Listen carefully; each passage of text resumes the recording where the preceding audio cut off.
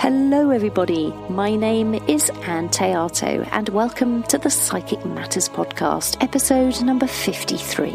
Well, we have reached the end of 2021. Thank you so much for supporting the Psychic Matters podcast. Thank you to all of my wonderful patrons on Patreon. It's great to have you on board helping and supporting. And of course, your patronage enabled me to buy some new equipment for the Psychic Matters studio, which was just wonderful because, as you probably saw from the videos I put on our group Facebook page, my old microphone was falling apart. So thank you so much for your patronage. Thank you to all of you out there who continue to be amazing fans, listening and enjoying the content, which really, really does mean the world to me.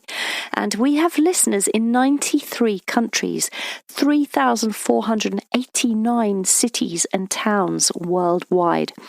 Thank you to my incredible guests this year who have so willingly shared their knowledge and given their advice and guidance for free to help and assist us all on our spiritual journeys. Thanks to everyone who joined our Psychic Matters Facebook group page. We've got a thriving community there now of over 1,200 people who love the podcast and support it on the Facebook page with lovely comments and feedback and questions sometimes. And it's been a really good year for Psychic Matters. We were shortlisted in the People's Choice Podcast Awards, where we made the final slate of 10 nominees for Best Podcast in the Religion and Spirituality category. And we were longlisted in the Audio Production Awards in 3 categories: Best New Podcast Producer, Best Factual Producer, and Best New Voice. We didn't win, but we entered. And by entering, we stood up amongst some of the best creators of audio and radio production in the world and declared, this is who we are, this is our community, and this is what we do and why we do it. And that felt very good indeed. So as we say goodbye to 2021, we welcome in 2022 with open arms and a standing meditation. My guest this week was once drenched in so much debt, he was terrified he'd end up homeless. He experienced a string of entrepreneurial failures, broken friendships, and business partners who froze him out. He went from bankrupt to successful, from alone to happily married, from suicidal to fulfilled. He has prospered by combining ancient mystical practices with modern strategies for living. And as a spiritual explorer, he dedicates himself to the Daoist mystical tradition. He's here today to tell you what his secret is. Nate Rifkin, welcome to Psychic Matters. Thank you, Ann. I'm honored to be here. Fabulous to have you here, Nate. Congratulations, first of all, on coming through all of those incredible life experiences and then coming out the other side as balanced and as happy as you can be, and a very successful entrepreneur by all accounts. And I think a lot of people listening to this podcast will really identify with your story and many parts of it, because we've all experienced in our own lives, this sort of self-sabotage and self-doubt and huge chunks of unhappy times. So talk us, Nate, if you don't mind, talking us through some of your life story and let us know the secret of how we too can be like you, change our sad lives, or the difficult parts of our lives, and become more successful and more balanced and a happier person. Well, I'd love to. Maybe something in my story will help everyone be their best selves. So I grew up in a very emotionally shut down family, very cold and distant. And I was an unhappy kid growing up. And the older I got, the more angry I got, and the more my anger turned inward. And I got more depressed. I had very few friends, almost none, and they're all superficial friends. Prom night in high school, I stayed home and watched TV. Now, when I went to college, and when I went to university, I thought, well, I'm moving out. I'll be around a new set of people, so I can turn things around. Everything will be different. But when I showed up to school, I realized how wrong I was, because I was around a sea of strangers, but I was still the same person on the inside. I was still this emotionally shut down, awkward, depressed kid. I was technically an adult, but I still felt like a kid. I felt more frustrated and kind of hopeless than ever. The one ray of light I had at this point in life was that I want to be an entrepreneur of some sort, or a business owner. I had no idea what, but I knew I wanted to be one. I started thinking, do I really want to stick around and pay to go to a school where I'm miserable? Nah, probably not. So I actually, after 1.5 years, I dropped out. I said goodbye to nobody. I don't think a single soul knew I was gone, except for my roommate, because he probably walked in the door and saw like half the stuff cleared out of the dorm and wondered where the heck that kid went. And I did actually start an online-based business in the health niche. And this is back, oh gosh, this goes back almost 15 years ago. And I used my own personal credit cards to fund the business. I partnered up with my older brother because he loves yoga and he's an expert on yoga. So we were selling products around teaching that. And we had some hit or miss success, but it started to lose money. And I started to go deeper into debt. And credit card bills would come in the mail. I mean, I'd sort through the bills, and then I'd do that thing where you drop the bill on the with me, it was the floor. I didn't even have a table. And I'd put other mail on top of it to hide it, which is a terrible financial strategy, as it turns out. And I was really, really scared. And soon debt collectors were calling. Worse than the fear, though, was how I was still depressed. I was still a lonely guy, and I didn't have the coping mechanisms to really figure out how to change my lot in life. And I remember at my worst, I'd be on the floor in the fetal position, silently crying. And I actually started one like looping on thoughts about killing myself. And what made this really bad is that I was super into self-help stuff. Like I was setting goals. I never achieved a single goal I set, but I was setting them. I even had like a vision board. I was trying to think positive and say affirmations, and something was missing. And at my worst, I started drinking alcohol every morning. Like I'd pour myself a couple of shots of vodka, pour an energy drink, and the mixture would be my breakfast. That's how I got through the day. That was my low point, but I got a bit of good fortune. I had a teacher at the time, like a mentor of sorts, and he was into a spiritual tradition called Daoism. And he started teaching meditations and exercises from Daoism. Now, I had no idea what Daoism was, but something about it caught my eye. It was interesting. I'd never been a spiritual person, but something about it drew me in. And one of the meditations is done in a standing position. And I learned the basics to how to do it. And I decided, okay, I'm going to make a promise to myself. I'll do this every day. Now, it was a tough position for me to hold. So I said to myself, I will start with just 60 seconds a day, and then I'll just go from there. And I was still drinking every day. So what I did is I do the meditation, and then I'd still go drink. But a funny thing happened. I started to feel kind of a pleasant buzz from this meditation. It was subtle and it built up slowly, but it was there. And it started to catch up from the buzz I got from alcohol. And one day I was feeling good enough from meditating that when I took this sip of vodka and energy drink combo, I didn't feel any better. I just felt more drunk and out of it. And I thought, I wonder what'll happen if this trend continues. Well, within a day or two, I was meditating, feeling good. I go to drink, and I actually felt a little bit worse. And I realized the meditating had made me feel good enough about myself that drinking alcohol, like first thing in the morning, was bringing me down. Now, this is just what happened to me, but I decided to stop drinking in the morning, and it was done without any effort or willpower, just because it didn't feel good. And from there, my life started to turn around. Other people started to notice the difference in me. So I knew it wasn't just in my head. And I still remember one evening, it was like around midnight, I did this meditation and I started to feel like my body was glowing. And even in my mind's eye, I saw myself like glowing like the sun. And I sat down on my futon. My life was still in shambles. I was still alone. I was still in debt. But this was a ray of hope for me. And I felt so good. I thought to myself, nothing has worked out in my life like this. I'm going to dedicate my life to it and figure it out. And that was about 12, 13 years ago. The years keep piling up, but I kept my promise. And now my mission is to tell other people about it. And, that's why I love having these conversations. Wow. That's pretty impressive. Having alcohol for breakfast and then making a decision. Okay, I'm going to see, I'm going to make a decision. So this interests me, Nate. Why?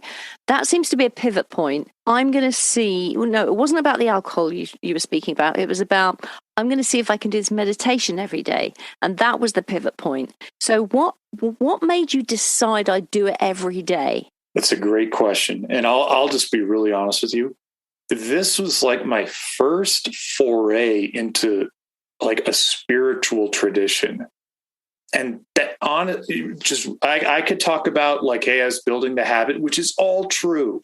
And that I was like interested in how this could change like my confidence and feeling good. And that's all true.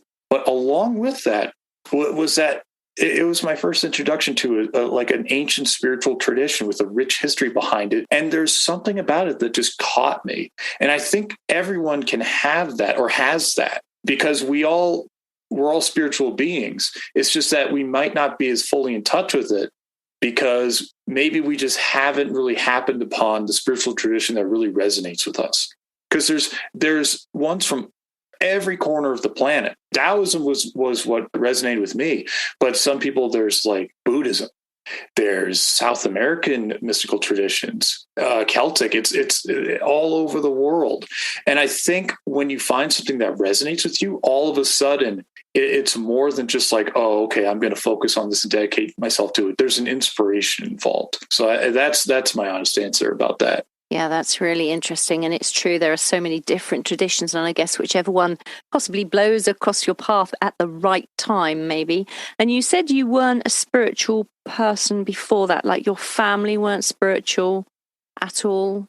Oh, yeah, not at all. We were raised Jewish, but it was just something where we went to synagogue like every few months for like the high holidays. And my dad's definitely not religious at all. And it was just never really a big part of our lives for sure at all. Yeah. And so then you met this teacher and take us from that point. So you meet this teacher. Where did you meet him? That's a good question. Actually, it was, I read a book and I was back when I was in my teenage years, I was really into lifting weights. So I read a book on lifting weights and the author of the book referenced this teacher. I think it was almost like in the back of the book, there was like maybe even just an advertisement for him. And I remember just checking him out because this is early 2000s and he already had a website. And he was teaching not only fitness, but also entrepreneurship. So it had nothing to do with spirituality or meditation or anything like that. It was actually learning to be an entrepreneur and business owner and learning advertising. And I signed up to go to some of his classes. And that's how that started. It was only a few years later that he actually started to kind of open up about spiritual teachings. Yeah. Interesting. Okay. Yeah, it's almost like kind of meant to. So he definitely, it was definitely meant to happen for you because you had that drive, didn't you, to be an entrepreneur, but you weren't sure in what direction you wanted to take that. So yeah, I kind of stumbled into it, and I'm happy I did because it was sort of like I had the drive, but at the same time, since I didn't know what I was doing, I was open to like wherever I would get pushed. So yeah, that combo's always kind of worked for me. And so had you quit drinking before you met the teacher? No, it was definitely after I started practicing. And it was only like, I only quit like in the morning. I quit actually entirely for like probably a couple of years. But then I started experimenting with just having like a glass of wine in the evening because I realized for me, and this is just personally for me, it wasn't about an addiction per se. It was more about how I felt about myself and could I enjoy an indulgence without needing it. You know what I mean? Like needing it, like, just to get through the day. So, yeah. So that's the timeline of that. So there's quite a lot of reflection there then about self-discipline in some way for you. Absolutely. And it was funny because it began, like I said, I didn't want to drink the alcohol in the morning because I was just taking care of myself emotionally and energetically. So I didn't have the urge to. So there's no willpower involved.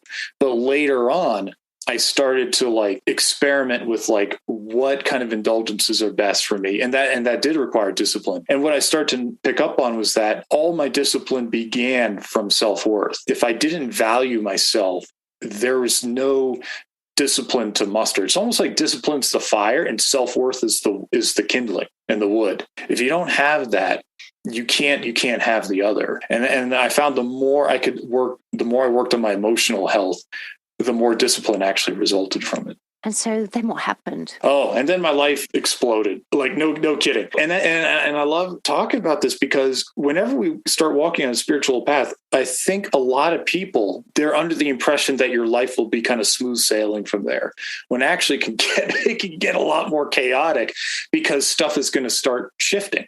So after I started practicing, I had another startup business with two partners. So separate from my first business with my brother. And that one sort of, it dissolved. It just kept on losing money until I had to fold it. But this other startup with two partners, we started disagreeing more and more. We were just arguing, and we were all in different parts of the United States. So we talk on the phone a lot, and we just started bickering more and more. And then one day I woke up and I just, moseyed over to my computer to check the online stats of the business, and the passwords had been changed. I couldn't log in at first. I didn't know what was going on until I realized, they had shut out my access to the business. And I had enough presence of mind to realize it'd be better to simply move on. This is a sign to move on rather than a sign to get entrenched in a fight with them. So I lost that piece of the business. Everything, all my other income had dried up, and I was still in all this debt. But at least on the inside, I was feeling more confident and more centered than ever. So I hopped on Craigslist and found a job spinning signs on a street corner. Now, why the heck would I take a job like that? Well, I dropped out of school. I didn't have much of a resume to speak of. I was 26 years, almost 26. And I was also terrified. I had no confidence. I was building confidence, but I was still really terrified because my life was shifting. I didn't know how. But I realized if I take this job, I can listen to audiobooks all day while I stand on the street corner spinning a sign. And it's not going to tie up so much of my mental energy that I'd be mentally exhausted. So I realized I can still work at my entrepreneurial career when I get home after my work. And it turned out to be this wonderful experience. I would spin signs all day, listen to audiobooks or sometimes music. And then I would go home and work on my business. And for the first time in my life, I managed to earn more money than I spent consistently. I was able to save money because I moved into the cheapest place I could find. I cut out all expenses. I got rid of my television. There was like a 5-year period in my life. I have no idea what movies came out because I never went to the theater, and I have no idea what was on TV. And I'd hardly any close contacts because a lot of my old friends just drifted away. So it was like the second part of this like spiritual journey I was on, and it was tough, but I had enough presence of mind to know that there was a purpose to all this. I wasn't being punished. Things weren't going wrong. It was more like I was being like molded. I was being refined. And you say spinning signs. Can you explain what that is for some people who may not know what spinning signs is? Oh, yeah. Gosh, I found the ad was for a chain of stores. I was living in Denver, Colorado at the time in the U.S., and it was a chain of stores. And literally the role was dress up in a costume, stand on the street in front of the store, and wave around a sign advertising the store to get attention of people driving by, because that is a thing. And it worked. But that's what that is. I was getting paid $10 an hour USD, and it was full-time gig, 40 hours a week. But it was hot. It was hot and sticky, and it was hard. It wasn't an easy job, was it? Oh yeah, it was bad. Yeah, it was hot in like that summer reached like 100 degrees Fahrenheit. And in the winter you could dress for it, because I would just bundle like 4 layers of clothes on. But in the heat, there's not much you could do except like sometimes I put my head behind the shadow of a stop sign so I wouldn't get too hot. So yeah, it was rough. But I'll tell you though, because I was doing my meditative practice though, mentally and emotionally, it was actually very peaceful. Because once you get in the zone, it actually wasn't that bad. I could just put on my headphones, and that's when I realized truly that how we feel on the inside about ourselves matters so much more than the outer. Because anyone driving by, and I'm sure plenty of people did, would think I was a failure. They'd feel bad for me. I was the happiest I'd ever been. the happiest I'd ever been. I miss that job sometimes. Not totally. But... Yeah, sure. And you say you carried on with your meditative practice. So was that every single day you did this? Every day. Absolutely every day. Now, I mean, sometimes maybe it was only a couple of minutes, but sometimes it was more. I was fortunate in that time of my life because I had so little money and no friends. So I had a little more free time than usual. This is back at whatever it was, going back 10, 11 years ago. So I was actually able to meditate. But it's funny you ask because I'm on the street corner spinning a sign standing all day. I'm going home and I'm doing a meditation in a standing position. It would have been really easy for me to talk my way out of that one, but I realized it's important. I saw how my life had been changing so far, and I realized I can't stop doing the one thing that I found is so healthy, even if it doesn't make logical sense. Yeah, for sure. And then did you, Nate, do it at the same time every day, like first thing in the morning or last thing? And when did you do it? Yeah, I did a little, just a few minutes in the first thing in the morning. So my routine was, and actually kind of still is, get up, shower, brush teeth, go to the bathroom, do your thing. And then before I would turn on my phone, I didn't even have a smartphone back then. I couldn't afford a smartphone. But these days, like before turning on a smartphone, before checking email, before doing anything, meditate. Now, it may not always be the same time on the clock, but it's within the sandwich layer of my routine. It's the same slot. And then when I was a sign spinner, I do more when I got home after work, because then I wasn't rushing out the door or something like that to commute to work. But yeah, the consistency was extremely important for a couple of reasons. One, the more consistency you can add, the more your brain is going to be programmed to make that into a habit. And the second reason is, the more consistency you put into something, the more layers you put into it, the more meaning you give it, and the more sacred you make it, the more you honor a practice. That's why a lot of these mystical traditions, they'll teach okay, when you meditate, face the eastern direction, have a window open, light this kind of incense, do this, do this, do this. It adds layers of meaning to what you're doing. Even if you know that's what it's for, it still does. And that's what helps drop you into that really sacred space. A lot of times when we learn about this stuff, that's not explicitly said, but that's what's going on. And your particular meditative practice, there's a name for it. What's it called? Oh, it's the immortal post. Other than the fact that you're standing, so you're like a post in the ground. I don't know why it's called that, but I think it's a cool name.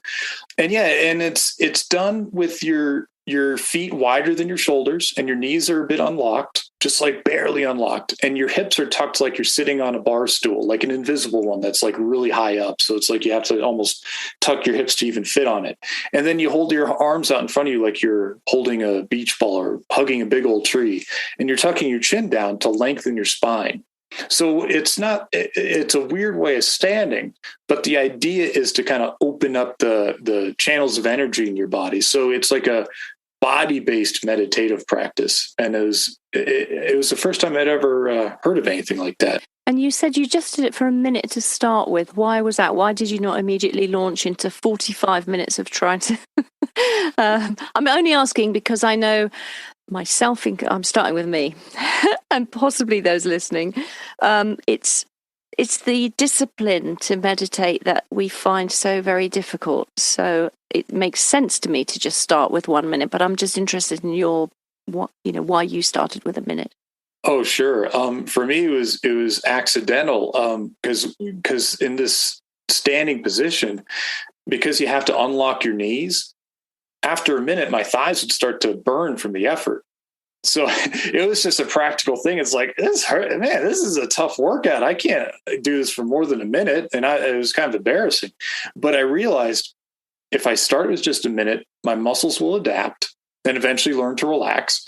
And then I can add 5 seconds a day. Now, do I know the difference between a minute and 5 seconds? No way. I don't. But my body would be able to adapt, especially if you go from 5 to 10 to 15. And, a couple of weeks later, you're doing a minute and 30 seconds.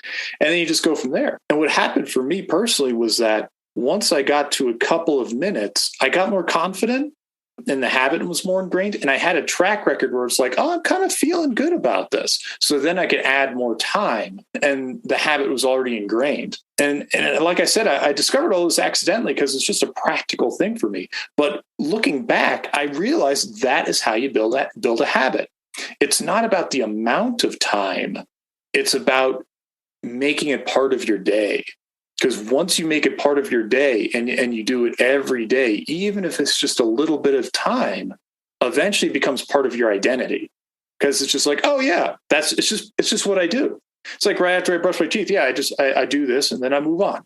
Well, once you get to that level where if you were to skip it, it would feel weird. Now you're unstoppable. Because it's just part of who you are. It's all about going from one end where it feels weird to start to get to the other part where it's like it would feel weird to stop. And that comes from just even the tiniest amount every day. Yeah, that's incredible. And the benefits then of the immortal post, obviously you're releasing chi, and that it's all about the chi, but tell us all about the chi. Yeah, sure. I'd love to. Well, when I first learned about all this, I was like, well, this sounds kind of, ooh, I don't know. But, there's a little bit of science that's starting to show this is all real.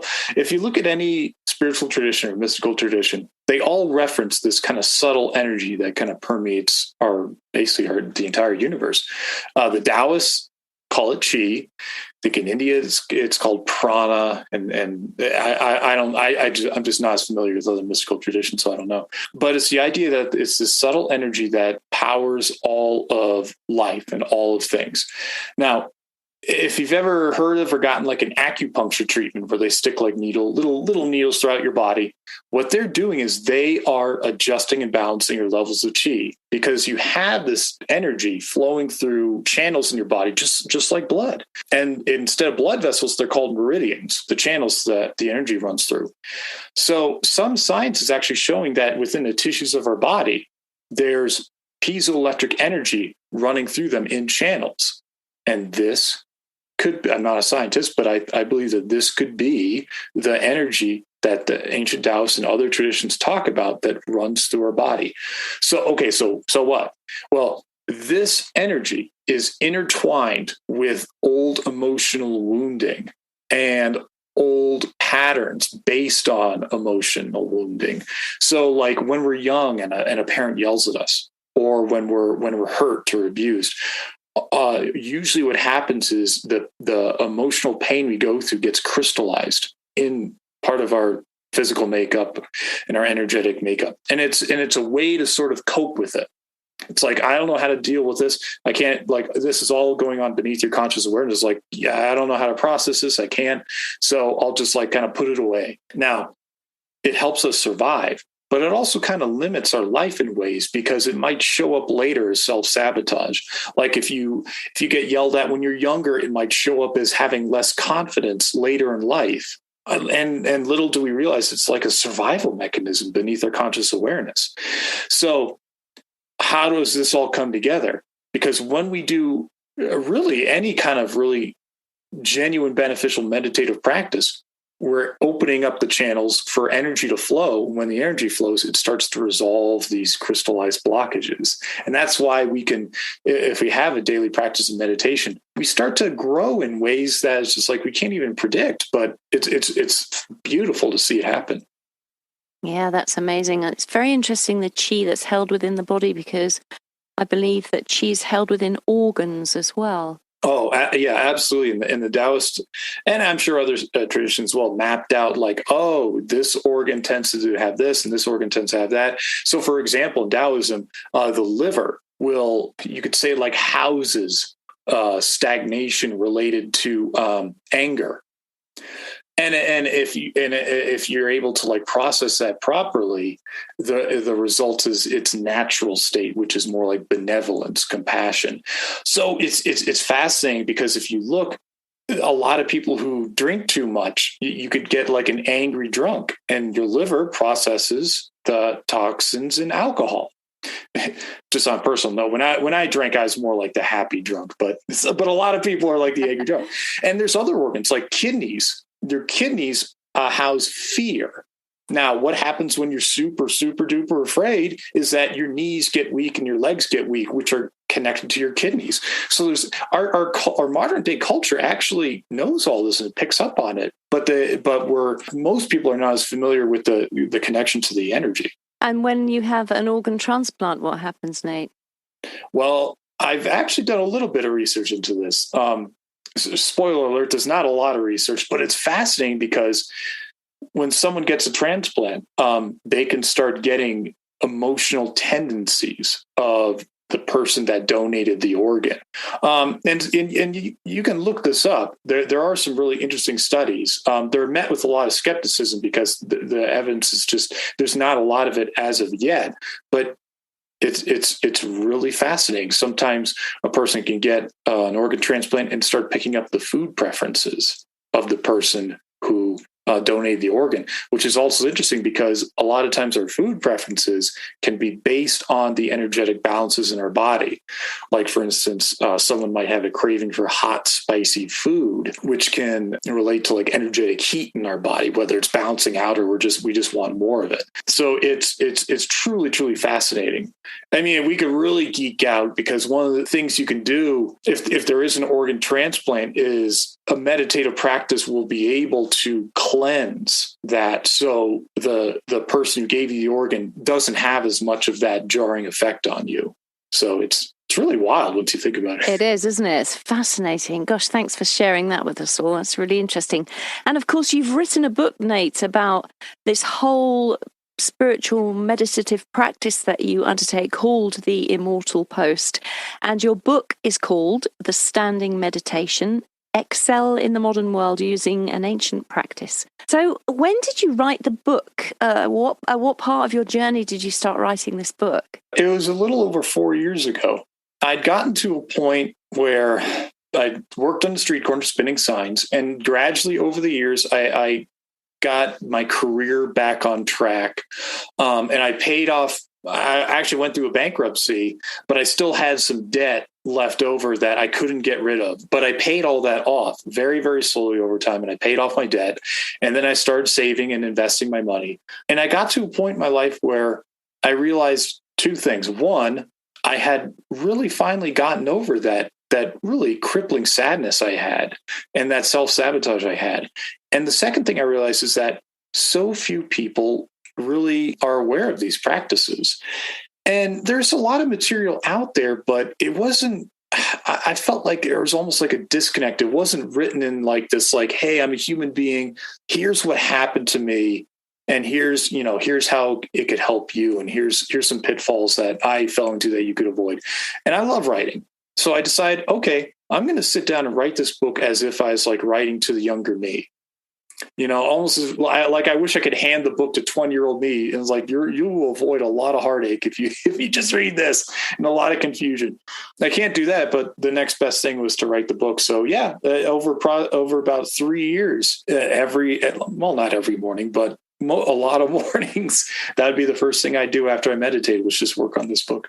Well, you say you love writing, and I can tell you this, I've read that book and it's absolutely brilliant. You are brilliant at writing. It's fabulous. It's so funny, and it's so raw, and it's so honest about your entire experiences. You've this is only a podcast. We can only go into certain little pieces of your life on in this hour we are together.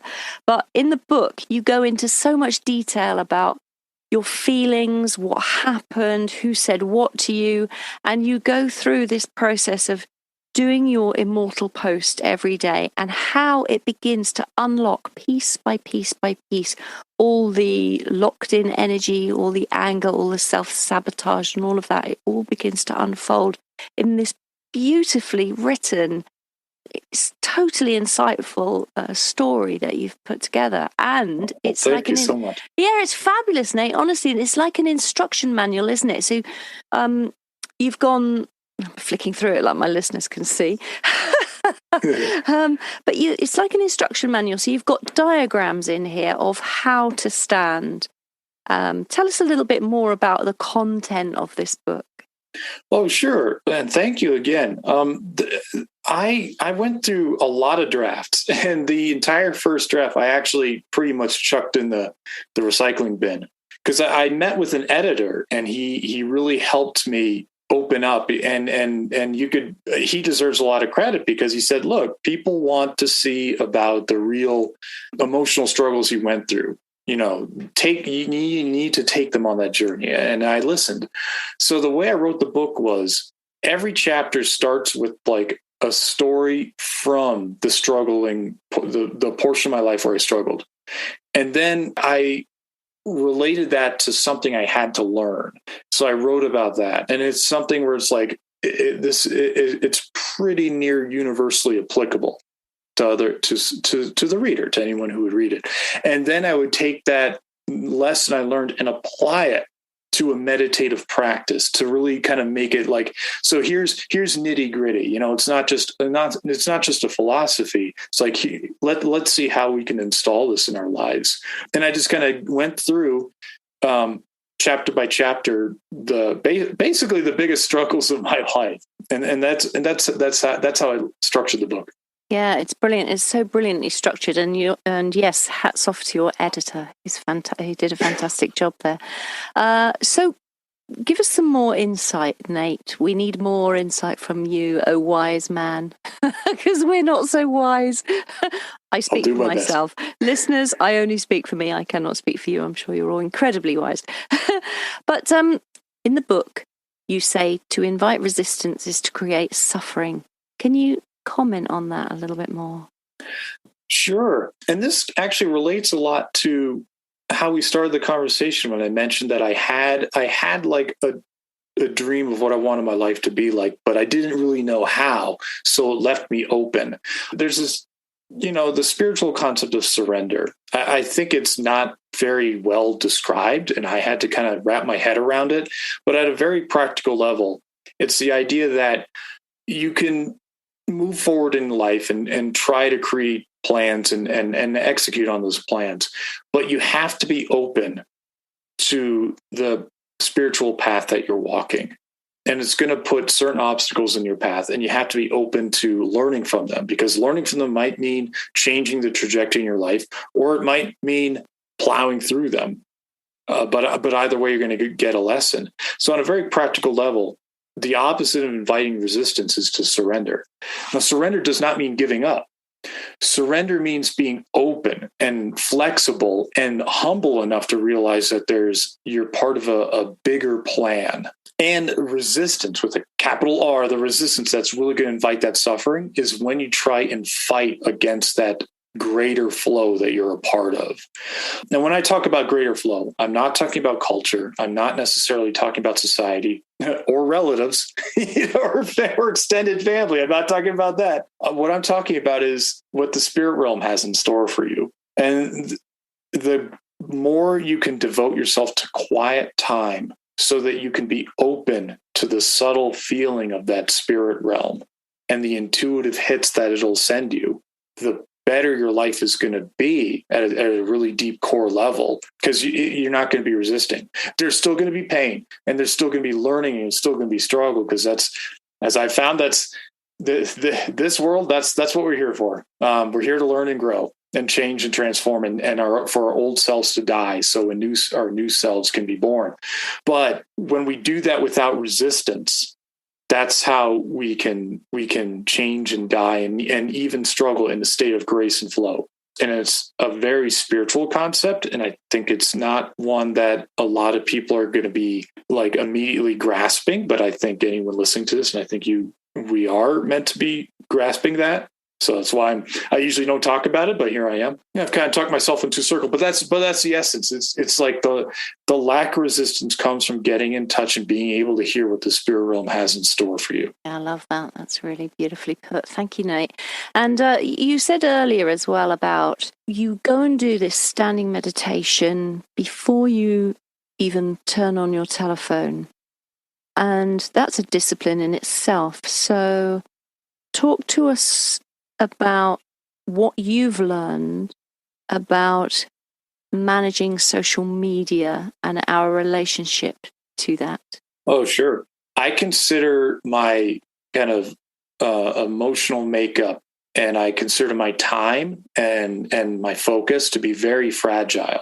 And I'm not putting myself down. I'm just kind of treating it with almost like I treat it as really sacred. It's like I'm balancing something, balancing like a really full glass of water. So when I wake up in the morning and I don't know what my messages are, and I don't know like what's going on in the news, and I don't know what people are talking about on social media, that leaves me like halfway toward a really good meditative state.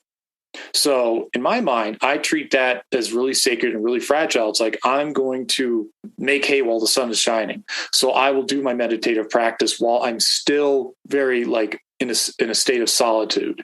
Because monks in a monastery, they would go to that monastery to have solitude to facilitate their growth. So I'll do my meditation first thing in the morning, and then I'll do my most important work that I want to do in the morning, which is usually writing. And then only then will I turn on my phone. And at this point, my working assumption is that my day is just going to like be destroyed. And then I'll have to go put out this fire. Now, oftentimes it's not true, but sometimes it is. I mean, just like 3 days ago, it was something like 3 or 4 days ago, I turned on my phone, I checked my bank account, and I realized there's a charge on my bank that shouldn't be there.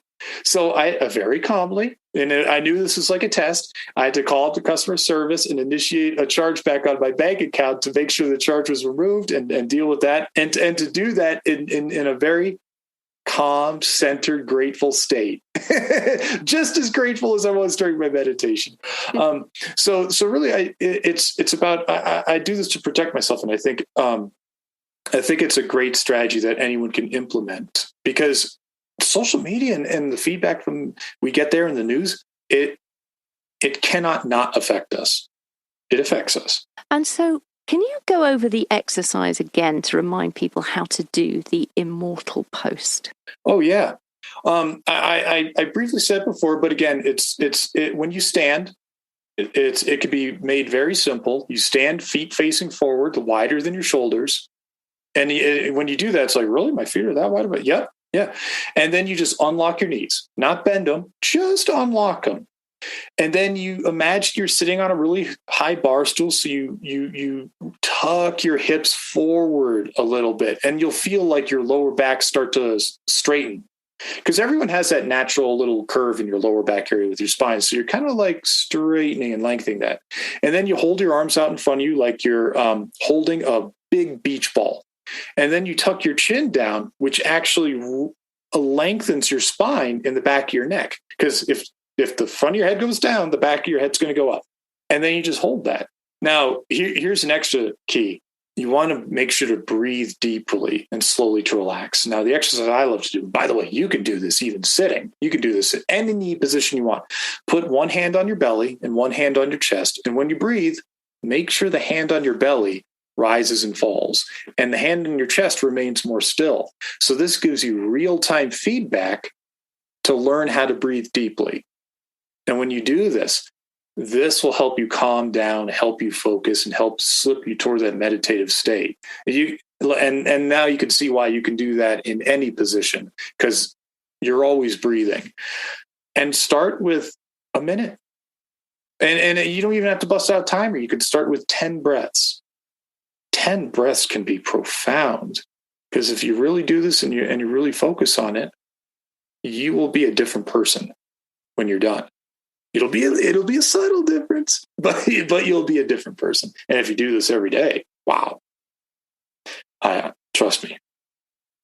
I trust you. It's an amazing book. Your story is incredible. You spoke about the sacredness of this meditative practice, and you do say in your book that humans are meant to have a spiritual discipline.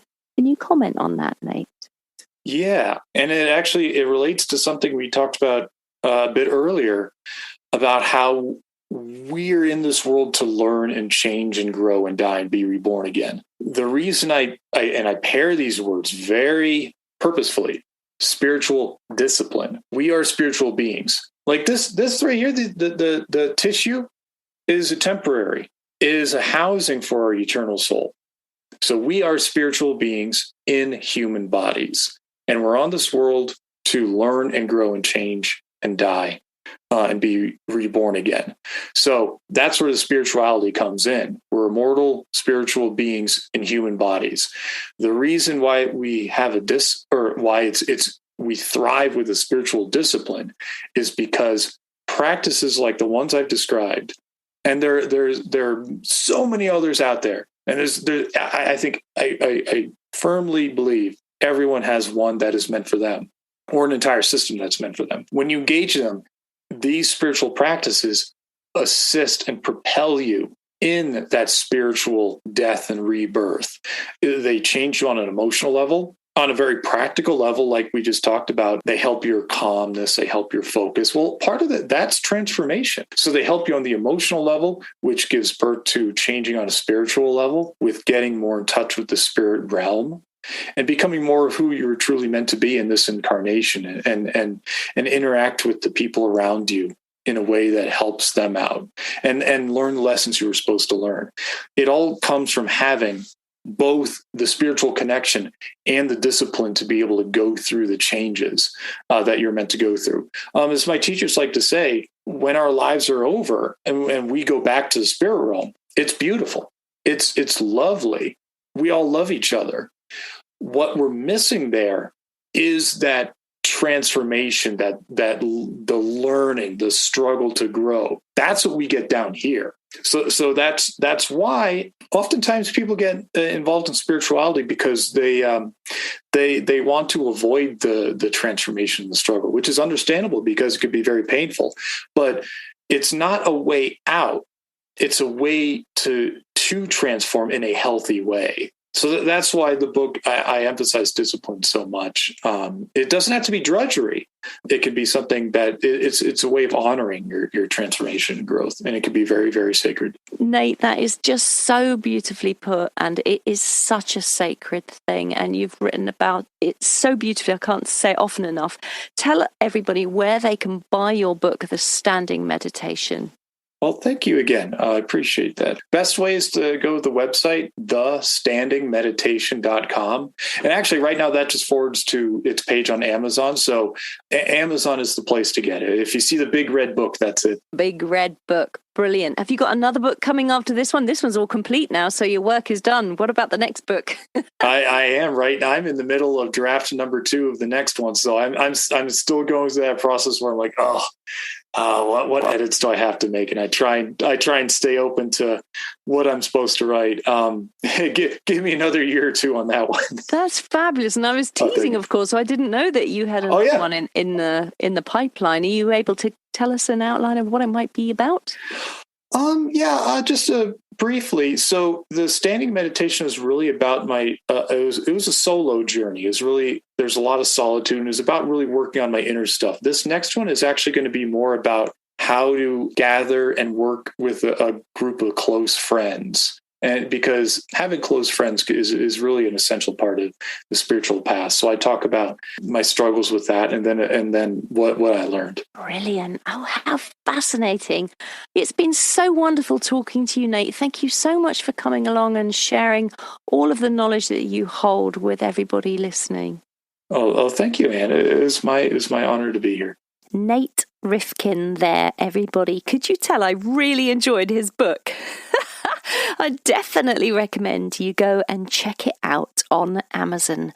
The Standing Meditation by Nate Rifkin. It's a big red book, and it may absolutely set you up and help you to honor and keep sacred your own spiritual practice in 2022.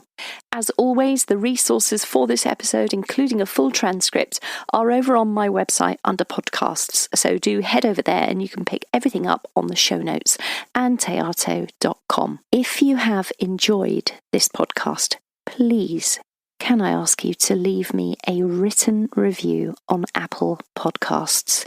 It will take 2 minutes of your time, and I would be so very grateful, because written reviews are really important.